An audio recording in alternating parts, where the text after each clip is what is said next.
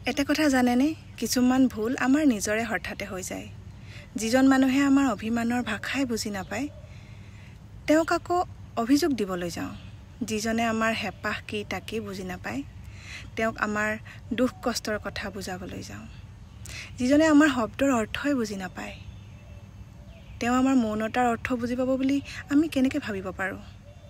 যিজনে আমাৰ মৰমৰ মাতষাৰকে অনুভৱ কৰিব নোৱাৰে সেইজনক আকৌ আমাৰ প্ৰেমত পৰিব বুলি কেনেকৈ আশা কৰি ফুৰোঁ।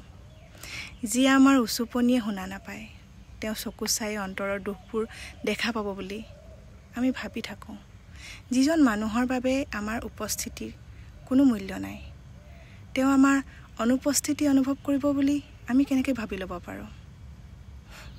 যিয়ে আমাৰ হাঁহিত তেওঁৰ ছবিখনে দেখা নাপায় তেওঁ আমাৰ হাঁহিৰ কাৰণ হ'ব বুলি আমি কেনেকৈ আশা কৰিব পাৰোঁ। আমাৰ সকলোতকৈ ডাঙৰ ভুলটো কি জানেনে? যেতিয়া আমাৰ মনটো গধুৰ হৈ পৰে, সময়বোৰ নাযায় নোপোৱাই, তেতিয়া আমি আকৌ মূৰ্খৰ দৰেই সেই মানুহজনকে বিচাৰি ফুৰোঁ। মনৰ স্মৃতিৰ দৰে মানুহো সদায় একেই থাকিব বুলি ভাবি লওঁ। কিন্তু আচল কথাটো এইটোহে যে অকল ফটোত হাঁহিবোৰ একে থাকে। মানুহ কেতিয়াও ফটোখনৰ দৰে একে নাথাকে। মানুহবোৰ হেৰাই যায়, মানুহবোৰ সলনি হৈ যায়।